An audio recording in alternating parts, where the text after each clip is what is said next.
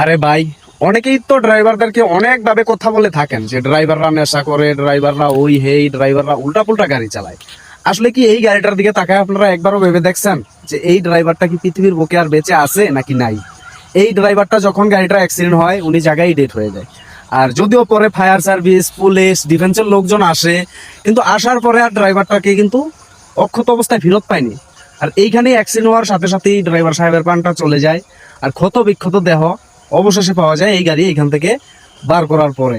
তো আসুন আমরা যারা এলোমেলো ভাবে আজে বাজে ভাবে ড্রাইভার সাহেবদেরকে কথা বলি, তো এই ভিডিওর দিকেও একবার তাকিয়ে চিন্তা করে দেখবেন যে একটা ড্রাইভারের জীবন কতটুকু আনন্দের আর কতটুকু কষ্টের।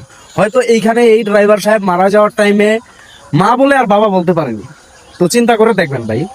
আরে ভাই, অনেকেই তো ড্রাইভারদেরকে অনেক ভাবে কথা বলে থাকেন যে ড্রাইভাররা নেশা করে, ড্রাইভাররা ওই হেই, ড্রাইভাররা উল্টাপুল্টা গাড়ি চালায়।